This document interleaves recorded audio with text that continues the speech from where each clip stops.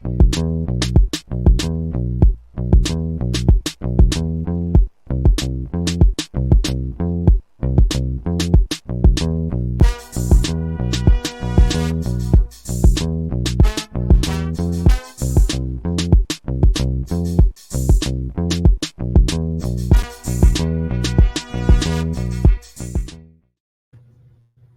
everybody. Hello. Unfortunately, Toya is not making it, so I got to do this all. This is Michael Hall, and this is Tech Beats and Bytes. We got a special guest on today that we're going to get to, but just so you know, the murderers of Breonna Taylor have still not been arrested, so we are still waiting for that to happen. And we are going to jump into a lot of conversation today about technology, music industry, and entertainment. So, a lot of stuff going on in the news, a lot of interesting stuff going on in the news, but more than anything, the music industry is out of control. Versus signing with Apple and Beats One, and we not gonna really talk about Kanye West since he ain't doing music. We don't know what he's doing, but we definitely gonna have some conversations today and talk about the entertainment and the progression of entertainment that's going on with the Miami scene. So we're gonna bring on our special guest, Ramone. What's going on, my man? Hold on, he's muted, Dante. I can't hear him. Or am I muted? That was me. All right, cool. So how you doing today, man? How you doing? I'm doing wonderful, man. Considering these new times, I'm doing pretty good. Pretty good. Anything particular you got going on right now that we need to know about? Well, first of all, I know what you do, and I hate to do this because a lot of people don't know what you do. So why don't you tell the world and the people that are watching exactly what you do in the entertainment tech field? Well, I am an artist manager, and with that, there's a number of things that you do. A manager can be a financier, a manager can be your booking agent. It just depends on the client. Every client is different. You can be the end all be all for a client, or you can be a part of a team. I like to build out teams for my clients. Every client is different, so they need a different team. I also consult talent as well as businesses with some of the resources that I've been able to obtain through the music industry. And that's me on a day-to-day basis. It seems that consulting is becoming much greater part of my business versus the artist management. But, either one is perfectly fine with me. I love building things from the bottom and pulling all the pieces together and pushing it forward. All right. So what's been going on lately with the Talented Company? Like, what kind of things have you working on? What kind of projects have you been working on? Right now, the Talented has we are in the process of like the consultant, like I told you. So we were referred by someone else. Another entity referred us to another entity in Texas that's looking to build out their brand. And when talking about building out a brand, you have to do that in a multi-tiered process and an elongated process. So we're in the first stages of that with them. That's one thing that we'll be working on for probably the next year and a half. We still work with A. Randolph. Of course, with the Sweet Butter Group, he has a lot of different things that he's working on. And of course, A. Randolph and that family, they don't present everything to the world because that's not how they operate. Right. But they have some great things that they're working on. So I'm still a part of that team.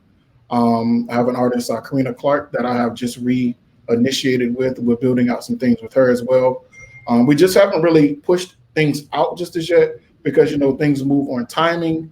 And with, the climate of things, it's probably not the best time to be pushing out or promoting a product that's not pushing us forward. So we've been hesitant on that, as well as our artist named Miller Luther King. He's a great creative that has message behind what he has to say. He says it with the Miami way, with a Miami twang to it, but still with a universal flow. He's a songwriter, producer, musician, the whole gamut. So we're going to be doing some messaging with him once we get things kind of lined up correctly. And that's pretty much what's on the plate right now. I do have some other things that I'm in conversations about. We're doing some things with athletes, with professional athletes and college athletes. So So we're looking at a couple of those things, and we're going to build it out. And I think when I was posting for this, this actually for me is going to be the genesis into the next chapter of what I'm going to be doing as a businessman and as a person. So I definitely appreciate it because it came in the perfect timing of where I am as a man and as a businessman. That's a heavy intro because we could have a whole conversation about just where we're at as Black men in America. And actually, I probably will explore that later. But with that part being said, what I'm going to be doing. With that part being said, and just thinking about the technology side, I know me and you had started having conversations probably right around the time when COVID started, but we was already kind of scheduled to have these conversations from the end of last year. Right. And we had already started talking about transitioning, getting more into the technical side and video streaming. And I don't know if you remember when me and Dante had came to you probably 2 years ago when we were talking about bringing in the private streaming and doing private events, kind of bringing back Unplugged, but doing it at people's houses. So, and I think about that now because that's what's to happen, right? Because we were like, hey, wouldn't it be dope if we did like bring back a version of Unplugged where only 20 to 30 guests get to come, but they're paying such a premium rate, but they actually get to have a conversation with the artist. And this whole thing would be recorded, which I think that opportunity is still there because right now people are just performing, but there's no engagement because there's always things you want to ask the artist, like, how did you write that song? What was that song about? What was the process like? So I still think that opportunity is there. So maybe if you want to make that happen, we can still make that happen. But how has technology been changing everything with you? Because everybody's now, they're on this whole thing. And I've seen the post, but I have no point to read it because I don't find it engaging. Like if Drake goes independent, it kills the music industry. Where are you stand on people even making that comment? Or how do you think technology has changed the music industry in the last 2 or 3 years? What was the comment again? They said if Drake goes independent, it will kill the music industry. No, I don't believe that. That's someone that's speaking from the outside in. This business is the pillars of this business will be around.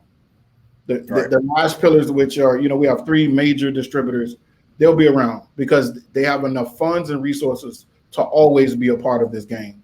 The independent has grown. The virtual independent has grown. But technology, I'll say this, when anyone comes to me and they start talking about an artist or project, anything music-based, if technology doesn't circle in that conversation, the first conversation, we don't have a second conversation. Because if you don't understand how important that is moving forward from the beginning, you're beating a dead horse. The days of walking down the street, giving out all those flyers and CDs, that's gone. Like you have to sit in front of. You need to have a team because it's too much. It's too laborious for one person to do it. So you got to have a team that has that algorithm understanding, that content understanding, the back office understanding, because you can have great content. I mean, absolutely great content. And if you don't have the right team behind it on the back office, it's going nowhere. You can put it on YouTube and you'll be like, how come I'm not getting any views? Because it's going nowhere. Facebook does it, Instagram does it, all of the platforms, they're what I like to call is they've gated everything to where you have to participate in what they're doing on the back office to progress forward. You have to. What are the first 4 things you're normally listening for? An artist comes on board and they say, I'm trying to get something out. And you said technology matters. They have to be talking tech. So like the first 3 to 4 pillars that you're listening for, you're looking for the moment they come on board or the moment they even step to you. The moment they come on board, I ask an artist, the first question I ask them, I say, what are you missing? And what do you think? I'm going to ask you, what do you think 99% of the artists say when you ask them what they're missing when they're looking to build out a team for themselves? What are they? Exactly. Is that correct, Mike? No. Exactly. It's normally hard work, dedication, and a plan. Bingo. So when first thing, if there's been a few that haven't said it, But if that's the first thing, then it's going to make my job very hard to get them to understand that no, it's not about the money, because the money will come if you do the work and you start walking out a strategy, whatever that is for your particular creative.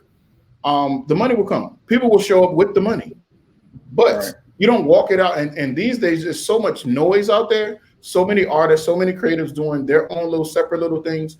You have to be consistent. And I mean severely consistent, where people can see that you've outpaced some of the other people that may have looked like they were doing better than you, but you outpaced them. So therefore, Latoya would say, as Latoya would say, let's take a deeper dive on that. Okay. What is severely consistent to you versus what others may deem to be consistent? I can answer that in one question. The analogy when someone says, "Oh, that person just blew up overnight." The blew up overnight in industry terms mean 10 years. Mm. If you look at majority of artists that have not just popped up and popped away, the ones that came and created a consistency, it took them 10 years or an average of 10 years to get there. Why that's the magic number, I don't know. That's just what the research is. You know, like there are people that thought Rick Ross, when he started to really grow, they were like, oh man, Ross, no, that was 10 years plus. I was about to say, people don't know about the stories of Ross sleeping on people's couches, the time he spent up in New York. Yeah. Like a lot of the stuff he did where Rick, and now, not to take anything away from Miami, but a lot of that soulful music, his ear and his A&R was him spending time up in New York and just listening to camps up there. Yep. Spent a lot more time in New York before the stuff we recognized with him was Slip and Slide. Exactly. My first time meeting Ross was years. I mean, why would I say this? My first time meeting him on a music stand front. Right. He was writing for Kanye. Wow. Now that part I didn't know. Now he was writing for Kanye, and we were at Trick Daddy's house in the studio that Trick Daddy used to have in his house out west. And back then, you're talking about, this was years and years ago. You're talking about this guy had like the beats that he was pulling up and writing to, crazy. And this was already listening to No ID and already had that soulful. Yes. I mean, I tell people, you listen to Rick's, I don't care what Rick is talking about. Those beats that he come up, his beats make his beats succumb 85% of his album success. Not that he's not a good rapper and not that I don't like his flow, but his beats are just insane. His beat selection is crazy. And one of those people that he will have to be hands-on with what he's doing. And that's not as easy as people think. Like selecting those right beats and production and things, that's not easy at all. But that would be one real quick. Yeah. Just imagine if Nas had Ross's beat selection. Nas still would be putting out Nas would be putting out number ones. Yeah. Even in today's climate. Yeah. If Nas had Ross's beat selection, Nas would never leave the top 10. You're correct. I believe that. I surely believe that. Go ahead. I didn't mean to cut you off. I was just, when you said I was thinking that. Like, so that would be one with the money. I got to see the hard work. Like we can't start. I don't like to start from zero. You got to have something. So let's say Miller. When I met Miller, years before we started working together, he had already had 4 projects completed that he wrote, produced, put out, visuals and everything. So it's like, okay, I said, okay, so he took himself serious. He's already taken himself serious. My job was to get what he has, make it better, and broaden it. And that's what we're working on. And so that would be that. Something like I gotta feel their music. Okay. Like, because it gotta be something that I'm gonna represent. You know what I mean? I gotta feel it. So that's just for me later. Just know. Don't worry. So if I don't feel it, how can I represent it, with a whole heart? Gotcha. And I gotta be, people don't like to use this analogy, but when you're managing artists, they become your children. So you have to be able to be vested in it to that point, or you're not gonna go anywhere. because just as they're taking the chance, you got to take the chance with them, and you got to walk it out. Does that sometimes end up the wrong way? It does, but if low risk, low reward. All right. So, do you have like a standardized checklist? Like, if they come in, are you looking at, are you on SoundCloud? Have you taken the time to get your own music on the iTunes? Do you have your official Instagram? Like, are you looking at those kind of things as soon as they come on board?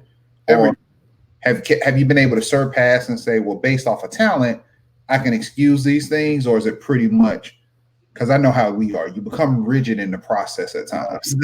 Has it become to the part where your process is, if they don't have these certain things, I have to be worried that they're not going to fit the kind of structure that I'm putting into place? It depends. Okay. Of course, we would like for them to come, with a certain setup, but that's not necessarily always true. Okay. It goes back to how I feel about it.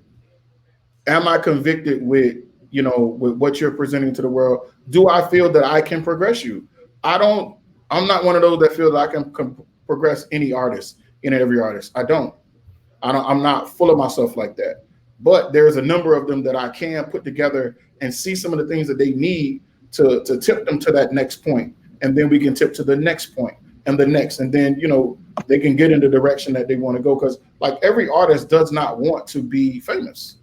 A lot of them just want to set out an economy for themselves where they're doing what they love, making money to take care of their families and possibly live out their dreams.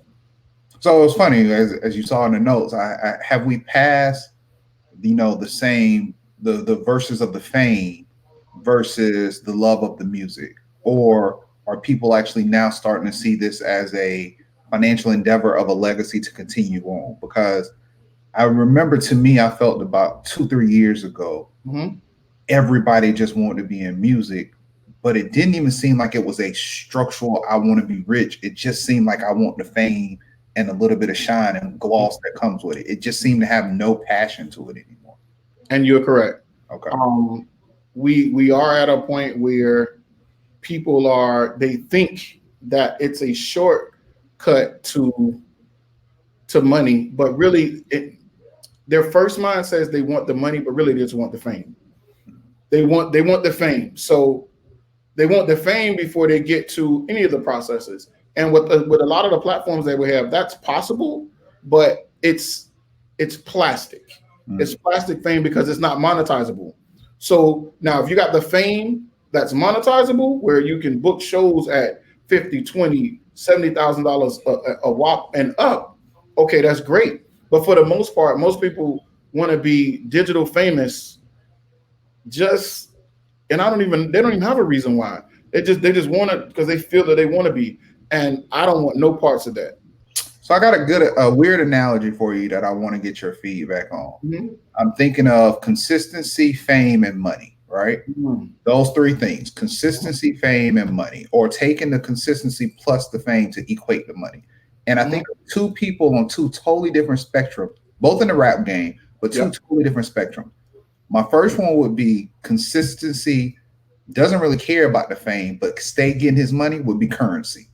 Currency is always dropping it out. Currency's name could be consistency, because that boy is always coming out with an album, and his flow is very consistent. He has a core base, decent core base. And they love him. And if he goes somewhere, if he show up, they're going to do it. They're going to go to his website, pay for that little mixtape. He's good there. Now, if I think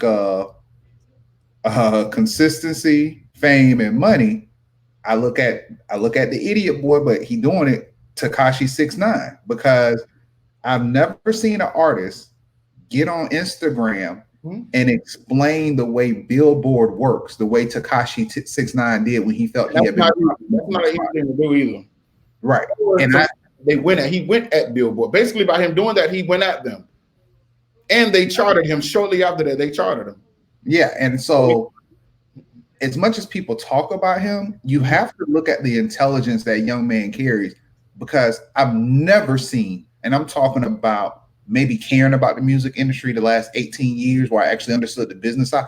I've never seen someone talk about Billboard 100 with the level of intellect he did. And I've never seen anybody break down the streaming content the way that he did. And as soon as he did it, like you said, they reversed those course of actions and he was started.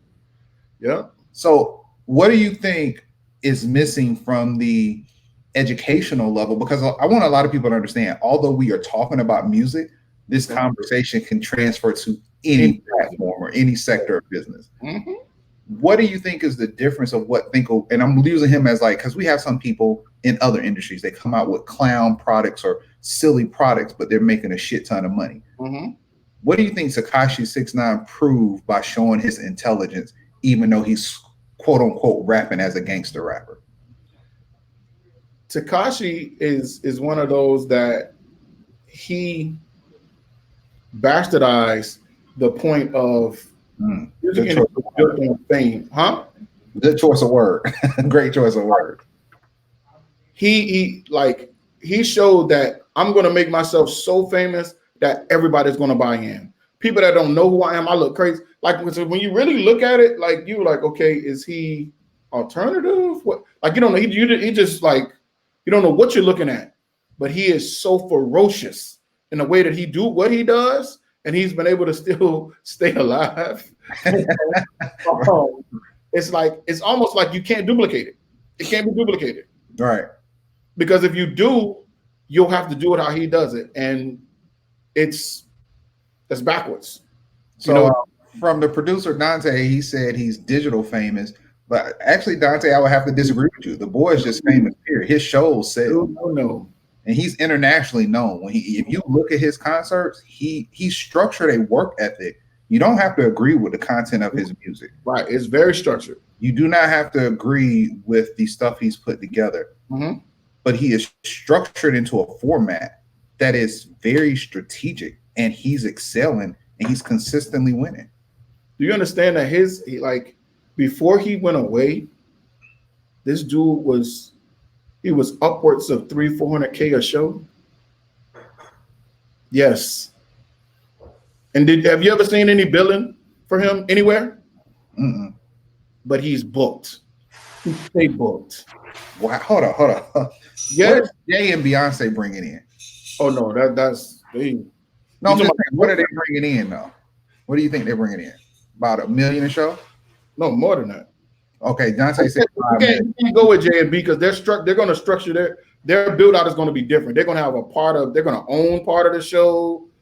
You know what I mean? I'm looking at the spectrum. So we have them at about 5 million, right? So let's put them at about 5 million a show. Okay. And then what are we putting Drake at per show? Drake might be at $1 million. Okay. So this dude has the work he's doing semi-independent, and he was just climbing because he had only been out on the market for maybe what, 1.5 years, 2 years? Yeah. He wasn't out. It's like he just jumped out. And so he was already at close to $500,000 a show. Yeah. But he was staying before he left, because before he got into all that trouble, he was almost at the height of where he was. And then now he's kind of regaining.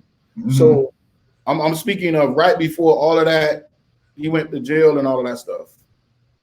So and to me, that comes from the system he had in place. I don't know who his team is, and I understand who he was hanging around and he shouldn't have been hanging around. They're not going to talk. They're not going to speak on it. There has to be people in his team that handled his business correctly on the creative side as well as the business side. Because first of all, I don't care what nobody say. Every rapper right now is trying to come up with a cartoon graphic and that image. Like that is now, to me, that is like back in the 90s when everybody was getting Bart Simpson painted on their pants. Yeah. He is the 90s Bart Simpson right now. And it's working. Like when I see some of the stuff, I'm like, clay animation and those kind of things, it's a beautiful thing. He's creative. No, I don't care about his music. Yeah. But he's creative and he's consistent. And he's ferocious. Like he goes hard at however foolish he looks or feels or speaks, he goes hard. You cannot. Speaking of foolish and looking crazy, again, people, before y'all try to sabotage me and attack me on inbox, I'm not talking about rap quality. I'm strictly speaking on creative quality. But if you remember, people kind of felt the same way about Andre 3000 when he went through his quote unquote weird phase. Listen, that dude is still one of the baddest. And Takashi, the colorful hair, the rainbow hair, and it's not the eccentric creative that Andre 3000 has, but it was a creative that broke the traditional standpoint of how people looked at a quote unquote hip hop artist. You have a great point, because when he pulled that, when he put off that shirt, when they did that album, and you no longer saw Southern Player listed Cadillac listening to music, Andre 3000, and he's like, whoa. And he's exemplified that from that point on. Right, the wigs and everything else. He pulled himself away from it. Now, of course, I think he doesn't wear the straight hair like that anymore. Right, but he's still, he's still Andre 3000. Period. Whether he's in a film or anything, you still respect his gangster for one. And I think that's what a lot of people have to realize. For me, one of the things you have to realize in business is not actually getting caught up into the expectations of what people think, because a lot of these people are just living a facade to execute whatever it is they're trying to do. And Frat Bruton, he just said this generation is dead set on attention and money is secondary. I agree. They are, but I do believe there's people like Takashi that realizes that weakness and has played off of that weakness and used the attention to generate his revenue. Correct. I believe that as well. And when we're talking about, and you have to look at it, like some people look at it likely, but I've seen things grow from, like, my first time making any money in music, we were leasing beats for $75. $75, and now you got these guys are making like $100,000 a show, club show. Like it's crazy. Like so you got the broad spectrum of how. Wait. Let me revert back. Go ahead. We are in an age where they want to be famous before they want to make finances, and they spend finances to become famous, but still never set the infrastructure to gain the finances. All right. And that's what a problem. Like I have, I've seen kids, teenagers, 20-somethings, 30-somethings have actually said out their mouth, I want to be TikTok famous. She didn't say I want to make $1 million on TikTok. She said, I just want to be TikTok famous. And I had a problem with that. And I tried to have a deeper conversation with her, but she was really dead set. I just want the views and the likes and I'm like, wow. Is it possible that the mindset is, if I become TikTok famous, I will get the money and the perks that I see these other TikTok people come with, and they just don't understand the process? Maybe they just see the beginning result to the end result. Yes, they're like the numbers now. In anything, when the numbers and when the engagement starts to raise, people are going to start reaching out to you. Now, how do you best do that? Is where you need to have somebody in play that knows what they're talking about, knows how to assist in the value of your brand at that point, so that you don't sell away your whole life for nothing. So doing it like I know people are signing TikTok artists to, I want to say artists, TikTok creatives to contracts. Right. So what is your view on the possibility of using an algorithm or data to create somebody's next song? And what I mean by that is pulling in, and I'm actually speaking going all the way to the level of artificial intelligence. What if there was the basis of artificial intelligence that could literally tell you keywords, phrases, beats per minute, and information of what it would take to generate the next top 10 song? They have something like that. What is with that? Okay. It's not public. It's not public. I think what that becomes a little more difficult because people are so objective. Like it continuously changes. Like, and that's why music will never die, because you may love one thing, we may like two, or we may have the same musical taste, but we may like different artists just because one presented this way, another presented that way, and it's very difficult because his music is so personal.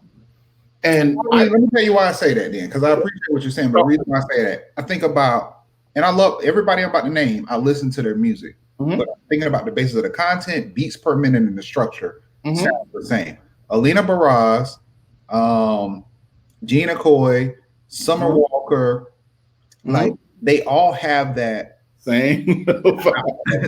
Right. You know, and like the one, and I made a post, and I think some people thought it was more so me talking about something I was going through, but it was this one verse. I think it was Alina Baraz. I think it was, but and it was, I'm not asking for too much. I'm asking the wrong motherfucker.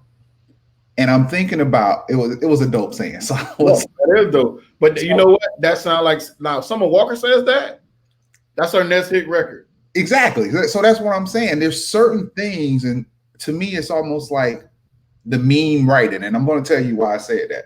Because we started medium 444s, right? Mm-hmm. So medium 444s, or we start paying attention to algorithms, sayings, or things that people really catch on to. We take that information and we turn it into a short run, limited edition shirt.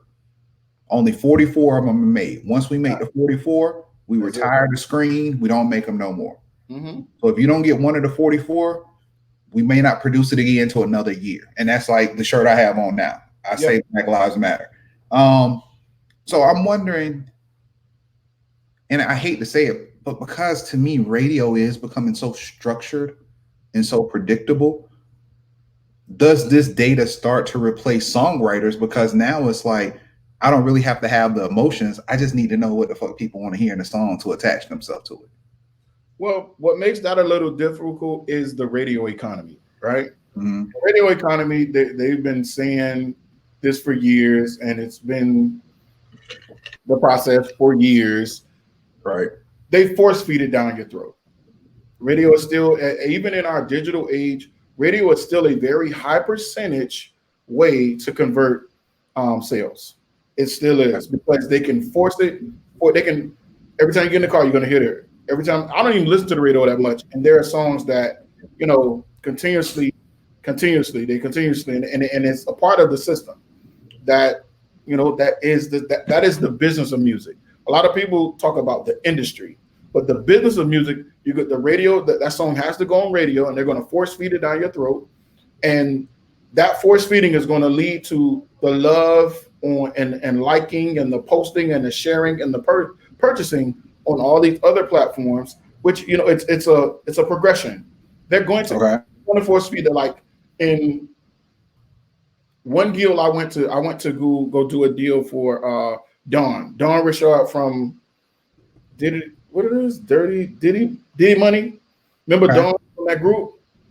So Don Richardson, you mean? Yeah, Dawn Richard. I know you're talking about. Mm-hmm. So I went to present her to a company that I was working with, or doing a deal for her. The main question that they asked me asked her was, they call it the $200,000 question. Which of these songs can we take to radio right now? The radio specialist for the label came in. He played through the records. There was not one. She had great records. Not one of those they felt they could press the button to go to radio right now. It's the $200,000 question. Because to do the regional radio, it's going to cost that. That's just what it costs. They'll say, oh, you don't pay. Yes, you do pay for radio. Yes, you do. And a lot of it. You pay for it a lot. So to go back, and that was to support what I was saying, where it's the system. So the AI thing now, there will be somebody that pops up and says, this is the way we're going to do it. And we're only going to do it this way. And they'll start to show results. Now, it'll grow. And then hopefully, the system don't say, hey, we see this peaking, we just buy it out. They do the big little thing, and they just buy it. But I can see that happening because with music and tech becoming so synonymous now, there's a number of things that are technologically based, that are music is just the undertone, but it's tech. You know what I mean? And they use music as the undertone or the kind of the softener to put it in front of you. But like the data collection of TikTok. What'd you say? Like the data collection of TikTok. Absolutely. Bingo. It's crazy. Crazy. So you have a question that I want to get. Oh, go ahead, finish your thought. But we do have a question. That what you're saying, and I'm going to find it and send it to you because Okay. I've read it. Okay. I'm gonna send it to you. I got to find it. So Asmar Jitterbug has a question. And the question, he's in Miami. The question is, how do we create a local economy for artists? A local economy for an artist that's culture based. What I like to speak to is the artists creating their own economy, the artist's economy, because your economy can be built. You can be doing now anywhere from anywhere. So I wouldn't kind of focus on a local economy because it becomes too cultural, where you start running into cultural barriers, especially in Miami, with being such a transient area. It becomes very difficult to build a base out of Miami. Hell, the last few successful artists that we have, they don't have bases in Miami. Ross, Flo, Pitt, they don't have a base in Miami. As crazy as people may, yes, no, they do not. They don't. So it's funny you say that. Even if you look on the innovation and tech side, people in innovation and tech, they like to come to Miami to do business, but they're based in the earnings and the growth of business in Miami. Yes. Miami is a fun place to have a meeting, to know that you're going to have a hotel with an ocean view and you're going to get to go out and have some drinks. That's why a lot of people will come here to do business. But they actually, the thing, Asmar, that I would say is a lot of people never have intent of really building anything to sustain here in Miami. Correct. Now, since Ramone is very humble, which I appreciate, that's why he's my boy, I would also say the sweet butter model is a model everybody should have been taking for the last 10 to 15 years. Yep. Every drummer that has 3 or 4 people that sit at home waiting for somebody to book them versus going to a location and saying we will bring our own audience, we just want a percentage of the bar or we will charge at the door. They didn't want to actually put in that work that we're talking about with consistency. Yes. You have to know the difference. Like this shirt was not a request of someone. It was a product created by Medium 4. Some of our work in like Tech Beats and Bytes is not something that is paid for.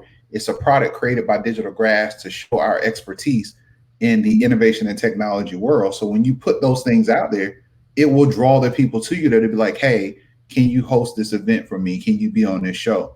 So I would say you got to take the sweet butter approach. Build your own platform, build your own audience, and make your money, and then it will transpire to create other things. But sitting at home waiting for somebody to believe in you, the first thing I say to everybody is, why haven't you done it on your own? Do you not believe in yourself? Yeah.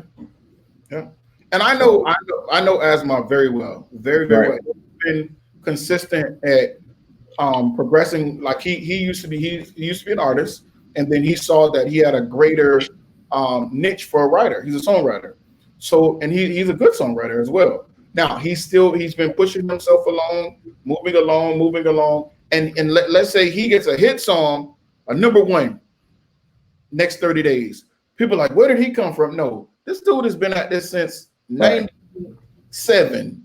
You know what I mean? And not saying that he hasn't had success, but he's been at it. He's been consistent with it. He's pivoted into some other businesses, as I have as well, because the music business does what it does, but you still got to stick with it. If that's where your heart is, that's where you stick with it. So why do you think more artists, especially if you look at the things like Hulu, Amazon, and Netflix, why haven't more artists seen the value in production for content versus just trying to have a #1 song? So there's so many producers, and I'll tell you a thing. There was 2 things that I want to give you a reference to. 7 years ago, we had a conversation, and the basis of our conversation came from somebody that was like, "Hey, Warner Brothers is looking for 10 producers. They need 10 producers because there's about to be this uptick in original content." Mm-hmm. And so we were like, and they were like, they just need a producer. If somebody can make original music, just send them to us. And I remember hitting this one guy up. I won't say his name. And I was like, look, I need you to make 4 beats based off of emotions: happy, sad, intense, and suspense. Send them over to me. I can get you $1 million deal. He literally didn't do it. He didn't send it and said, man, I'm working on this hit song right now. I got to see if this is going to take off. And I was like, bro, this is $1 million to do it, because they had $10 million. They wanted 10 producers, $1 million apiece. Yep. And then you were going to get the royalties and the back pay on the replays and everything else. He passed that up. The other example I would give is, everybody's wondering what's been going on with people like David Banner and all these other artists. Mm-hmm. They're all produced, and Robert Glasper, Terrence, I can't think of Terrence Blanchard. Yeah. You actually pay attention to a lot of movies now. They're doing the original scores and the music production for these. And people got to understand, once that movie is done, they're going to continue to make money, because every time it's restreamed or relicensed out, they will forever get them checks from IMDb and from Hollywood. Wherever it's being played, somebody's being paid. That's the simple. That's how we say it. But you know, what do you think artists have? Is it now? This goes back to a question earlier we had. Mm-hmm. Is that the fame thing? Because was it Hans Zimmer or Hans? I forgot Hans's name, but Hans Zimmer or something. Hans is not famous or fame. Mm-hmm. But you talking about the soundtrack for Star Wars and stuff like that. Yeah, so he's making millions of dollars. But if you see him on the street, you're not gonna know him because he's not producing the video. But most of your favorite movies, he's made the soundtrack. Or I think he worked with Pharrell on Happy. Yes, they worked together on the whole soundtrack for Happy. So why do you think artists aren't going that route when everybody, we've had to fight to get people to give us beats for intro to Tech Beats and Bytes? It's like, bro, if this show takes off, you're on the bag. You're part of this. Yep. So what do you think it's going to take to get artists to see that revenue as that route for additional revenue? We started this conversation off with this. There's no fame in it. It's where the money is. It's definitely money. Like, it's a lot of money in TV and film, a lot of money, but there's no fame in it. So they dismiss it. Now, when they get a little older, more mature in this industry or the business of it, they'll understand it. And I meant to say this earlier when we were talking about what I had on my plate. I actually have a scenario like that on my plate, but we haven't closed negotiations. Okay. Where I have a group of producers, I call them creative. I have a group of producers, writers, just a variant. Asmar is going to be a part of that, hopefully. That I have a scenario that was brought to me where this network needs music for their content, films, and TV shows. So I went in, and once we close out the contract, then we'll get to work. But to answer your question, they don't see the fame in it. That's where the money is. Like, you'll see these people like, man, this guy was in Hollywood 20 years ago. How does he still live in Beverly Hills? Because he understood that behind the camera was where the money is. Right. You'll never see them. You'll never know who they are, but they're making the money. Because TV, we live in a television world. We live in a visual world. So that stuff is going to continue to be licensed and played, and every network needs programming. You'll be like, well, how come Martin is worth $500 million, and he hasn't really done anything new in a decade? It shows on 3 to 4 different channels.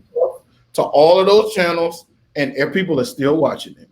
Yeah, and it's still funny, and a lot of this stuff is still relevant. Very funny. Like, one of the things I've actually started doing, I went from writing poetry to writing movie synopsises, and now I'm going to start writing scripts because I see these crazy things in my dreams, and I send it over to my boy that works with Black Hawk Studios, work with Netflix. Yep. And the last 2 I've sent them, he was like, "Yeah, you need to take the time," because it's more sort of frustration of the movie. The one I would talk about personally would be a fatal attraction, fatal affair. That last one, and a lot of people talking about that. I haven't seen it though. So, but like, for those that haven't watched it, here's your spoiler. So you might want to turn it off. But it was like at the end of the movie. If you think about what was it Jungle Book? I mean, Lion King. Lion King. When you think about Lion King, and Scar holds on to him and he lets him go. So in the movie, they have a scene like that. Now the dude that's been stalking her and everything, he's about to fall off the cliff and she's holding his hand, and she just lets go. And I'm like, at that very moment, somebody should have wrote, "Love isn't worth it," or it could have been a line. She could have, right. I got you. Like there is always, I guess, this is my time to let go, and she could have let his hands go, and that would have been a meme. Everybody, and so I'm laughing about it because I was watching with my homegirl. She was like, "That's the point." Now that would have became a meme where she's holding on, Nia holding on to Omar Epps' hands, and she said some things are worth letting go, and that's a part in the movie, and that becomes a meme. Now everybody goes and watch that movie just because they want to know what happened. And so that's what you were talking about with technology and marketing. You got to take everything. So now that better writing of a script becomes a punchline in a meme. That meme makes people go watch the movie. Now that movie becomes a top 10 just because everybody's like, what is this meme about? Yeah. And that's how people have to think. You have to see things in a full 360 circular. You can't just look at a tunnel vision. You can be focused, but you got to see everything that's going on around you. Yes, that's correct. So what is going to happen in the next 5 years through COVID and post-COVID that we can't expect because of what we're going through? What's going to change in the music? Because I already want to know how Live Nation is going to recover. And congratulations to Live Nation for buying out David Gruntman. But I'm wondering how that's going since you no longer have that Sunday night party. So I'm just wondering, what's the I know, right? You talking about an investment gone bad. I'm gonna tell you what they're gonna do. They're gonna pay lobbyists, and they're gonna get these venues back open. That's what they're gonna do. That's what I think, because there's no. You're gonna be going to the club signing waivers for your life. Yes, literally. And I wouldn't be surprised. I would not be surprised. And the funny thing about it, people will be there, bro. They'll be there signing it up. Yep, I'm here. If I get sick, oh well. So the only thing I see that could probably make a strong comeback would be the festival industry. How? Just because of maybe the basis of the spacing, but I don't see how anything else would work. Or what I was predicting is, if I'm an artist and I know people want to get out, I'm just doing highly exclusive small concerts. Like how Dave Chappelle, when he did his that thing, the live, and how they were spread out, only 2 people at a table. They were getting, temperature checked as they was coming in. Like some people need that energy and they need to be around people. Yes. I could see people spending 3 to 5 times X on something like that versus what they would spend at a typical event. I believe that. So other than that, do you think there's anything else that's going to change, or pretty much people just going to have to wait it out and it's just going to be, I mean, besides the fact of course, the beautiful deal, I would love to know the details of that deal with Versus and Apple TV, because it's still free.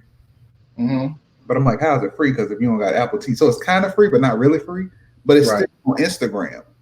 So I'm wondering, is Apple going to buy the playlist, or what was the investment you think they made? I know, guys, we're switching questions, but this is how me and Ramone talk when we on the phone for real. But they've made the investment in their population, their data.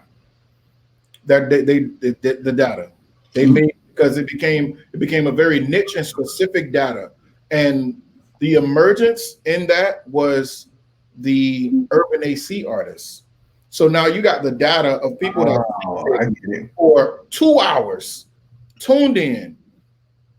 Okay, so now you look at the analytics and you're like, okay, now this is how we approach those that do have that discretionary income. We're not looking at the youth. The youth are going to spend ridiculous. They're going to spend what they don't have. They'll spend other money, but it becomes very difficult to get the people with the money, which is the discretionary income, to come out and experience artists. But that Versus opened that up. You had a number. I can almost tell you there's a number, a scale of how many new adults created Instagram pages, and they didn't have no social media, but they created Instagram pages for Versus.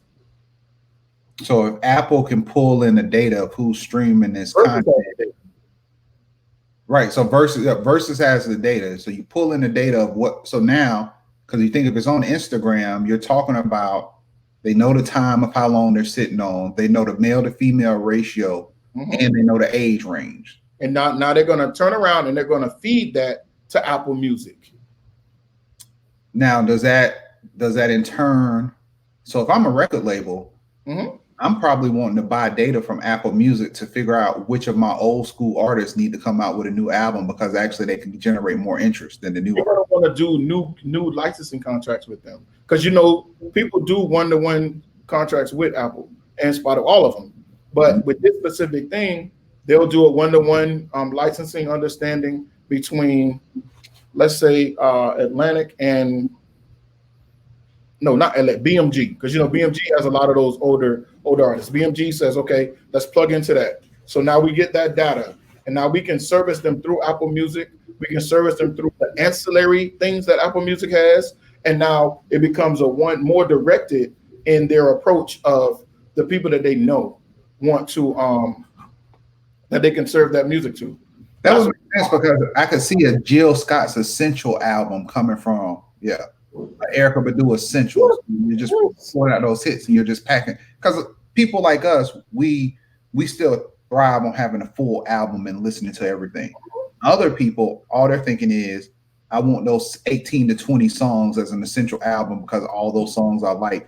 And then after that, those 18 to 20 songs may turn into them saying, well, let me go buy 2 albums or let me purchase. So have you, to my understanding, this isn't fact, but every verses that I've seen, I have not seen one as engaged number wise as Jill Scott and the one with Beanie Man and Buju.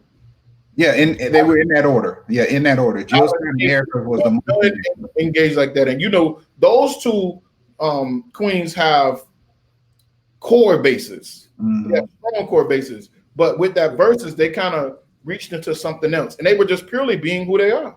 There was verses changed the whole approach for Jill Scott. She's a lot more active on social media now because of that. Nice, because that wasn't her thing. That wasn't her thing at all. And so Dante is letting us know Babyface his numbers triple, because a lot of people know Babyface, some of his music, but a lot of people definitely didn't know the stuff Babyface was producing. Yes, and he's a hell of a producer. But I didn't even watch it. I didn't watch the Babyface Teddy Riley, because they just was doing too much for me. I could have dealt without Teddy, but like for me, to me, Babyface is like being a Prince fan. Yes. Like when you know Prince's style, you'll really know a lot of the originals that Prince wrote, and stuff that you love that was actually Prince, and how going even as far as deep as how Morris Day was nothing but a persona that Prince, it was like Prince's alter ego. Yes. Yeah. So he was like, okay, all the stuff I want to do, but it don't fit my persona, I'm going to write it and you become that person. Yes. And that's who Morris Day became. That's where Morris Day and the Time came from. Morris Day and the Time was the persona and evolution of what Prince and the Revolution never wanted to be. But It was that alter ego. It was the alter ego in a band form. And most people wouldn't say that, but you are correct. Yeah, that was his thing. You know who they don't talk about? Jimmy Jam and Terry Lewis. Bro, I looked at their catalog one day. Yeah. That thing goes from A to Z. There are, I want to say it was 400 songs. Catalog. I don't even know who could compete with them. They just need to have their own thing just to be there. No. Nobody. Gamble and Huff is deep, but they're not Jimmy Jam, Terry Lewis deep. But it would have been, it would have literally taken Babyface and Teddy Riley to be on the same team to go in here. Yeah. Terry Lewis. That's what it would take. Yeah. I would watch it though. I would watch it. But to me, I just hope somebody brings back Unplugged. I hope we can get back in, and I understand the allure of not knowing the artist. Yeah. But I wish we could get back to the allure of understanding and hearing the stories, because Dante, Unsung. To me, I think Unsung had an opportunity to do that, without just telling about the deaths and the disasters. But they could have did an unsung becomes the after the fact. Yeah, like if they should have did an unsung now or unsung limited, Mm-hmm. where you actually got to know these people, what they're going through, and like Dante's saying, do a live performance. But I feel there's a couple of Black-owned platforms that have an opportunity to give people some exclusive concerts and exclusive content because ain't nowhere to perform right now. So why not give it to us? We need to execute that. Okay. We need to do it. Because I always said, if that was something for pay-per-view, and granted you're watching, but you're going to watch it for free on Instagram because you're going to get limited production, right? Mm-hmm. But I'm talking about a highly produced, I'm talking about all the way to the fact, Ramone, where your face gets to come up on the screen, and if it's Jill Scott performing, your face gets to come up and you get to ask Jill Scott the question and interact with her live but the world gets to see it. Mm-hmm. That's, you pay for that. And you know there's people out there that be like, okay, I'll pay $100 to be able to engage with her for one question. It's just what people would do but it goes back to what we're talking about, the fame. Because now it's like, girl, you saw my post you saw when I got to talk to Jill Scott live? And like, we'll cut that segment up, send it to you so you can repost it on your Instagram. Like, those are the things that people want to feed into, but people need entertainment. They need that quality because it's going to be even harder to produce movies because movies require a whole bunch of people to get together. So pretty soon there's going to be a whole bunch of content that's been shelved, or they're going to have to figure out something new because the movie said, I think Atlanta may have opened back up, but California is not open back up for filming. Not no time soon. Right. I bet you all them stupid movies are the people they didn't want to pay what they were worth. I bet you there's a lot of shelved movies that's about to be coming out. We're about to see stuff that look old, that look like from early 2000. You're right. You're right. We'll put it on. What car is that? What? Yeah, they're like, who is that guy? Why you look so young in this movie? Because I 10 years, 20 years ago. So we didn't get any more questions, and I definitely think even if we do it with some of your smaller artists, I call it Live 360. My dream one back in the day was to go to the concerts and you would have somebody that's wearing a device or sitting front stage, and you could do it virtual reality where you could see everything in 360 live streaming. But since they're not doing concerts, but we could actually still do that. Right. So the true dream would be a live performance in a particular stage setup, right? You do this live performance and we have a 360 device in the middle of the room that's streaming it live. So when you're watching it on your VR glasses, you're just sitting there, but it's like you're in the room with the people, interacting with them. That's the one I really want to do. So instead of it just watching it on your TV screen, you're actually engulfed in the whole thing. And I think that's very, very well something that can be good because one, the emergence of the concert and festival game showed us that people will pay for experiences. That they will pay for them. So now moving to that next phase would be what you're talking about. And like, now you pay $20 to have that experience, to be right in the room, and $20. No, I think you need to add a zero. You're right. Because if you think about what pay-per-view is up to $69.95 or something like that. Because you know, this is an exclusive now. The regular viewers can view, or even the people that view it for free, you know, they come in on a way. But you want that exclusive one-to-one specific with you. That artist hearing your voice and they're talking specifically to you. Oh yeah, for that, yeah, $250, absolutely. Like, and oddly enough, and guys, we're getting ready to close out, but you know, the one artist I think it's just because it would be my personal favorite because of his lyrics. Yeah, I would love to see somebody like Brian McKnight do that. Here's the problem. I love Brian McKnight. He's one of my favorites. But no, you know what? No, that we approached that a little while ago. We've gotten the older crowd engaged, so they will do it. Brian McKnight. Pay for it.